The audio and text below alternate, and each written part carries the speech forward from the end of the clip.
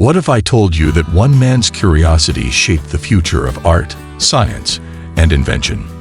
A man who painted the world's most enigmatic smile, sketched helicopters centuries before flight, and dissected human corpses to unravel the secrets of life itself. Welcome, everyone, to Harry for History. Today, we're stepping into the mind of the original Renaissance man, Leonardo da Vinci. Born in 1452 in the tiny village of Vinci, Italy, Leonardo was the illegitimate son of a notary and a peasant woman. But his illegitimacy became his superpower. Denied a formal education, he roamed the Tuscan countryside, obsessively sketching plants, animals, and water, the first whispers of a mind that saw the world differently. At 14, he became an apprentice to Andrea del Verrocchio, Florence's top artist. Here, Leonardo learned to mix paints, sculpt, and observe light. But he soon outshone his master. Legend says when Leonardo painted an angel in Verrocchio's baptism of Christ, the master vowed never to paint again. Whether true or not, one thing was clear: a genius had arrived. In 1482, Leonardo wrote a letter to the Duke of Milan, Ludovico Sforza. But here's the twist: he didn't lead with art. Instead, he boasted about engineering war machines. The Duke hired him, not as a painter, but as a military engineer. Yet, Leonardo's greatest Milanese masterpiece wasn't a weapon. It was the Last Supper. For this iconic fresco, he experimented with oil-based paints on dry plaster. A radical choice. The result? A luminous, lifelike scene. But the paint began flaking within years.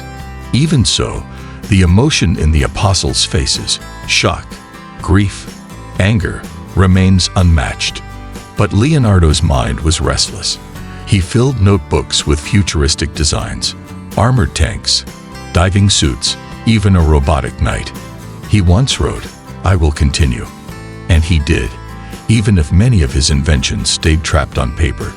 Leonardo believed art and science were two sides of the same coin.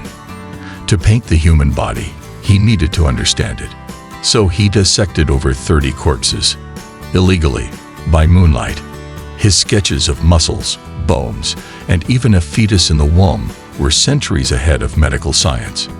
He studied birds to design flying machines, sketching wings with hinges and pulleys.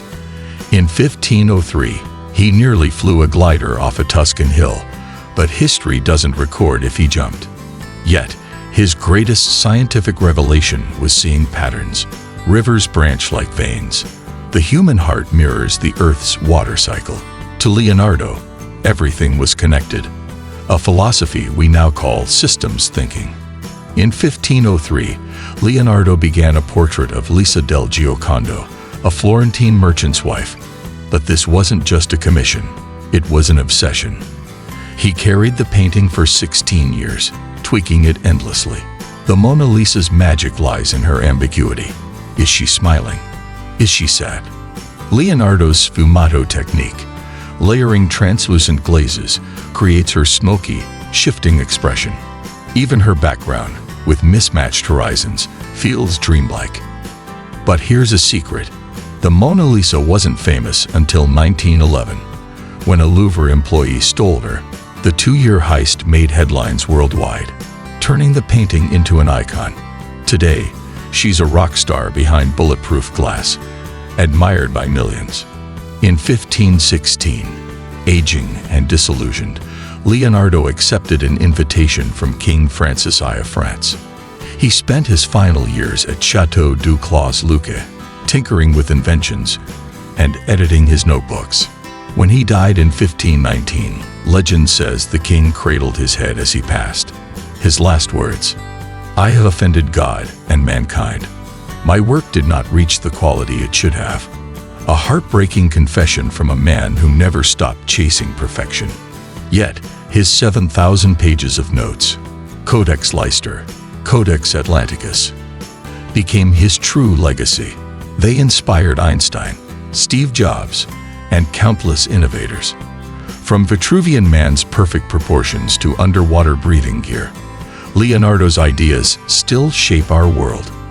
Leonardo da Vinci teaches us that curiosity is timeless. He wasn't just a painter or inventor, he was a questioner. A man who saw no boundaries between disciplines, only possibilities. So, what's your Renaissance? Let me know in the comments. If you enjoyed this dive into history's greatest polymath, smash that like button, subscribe for more journeys into the past, and ring the bell so you never miss a story.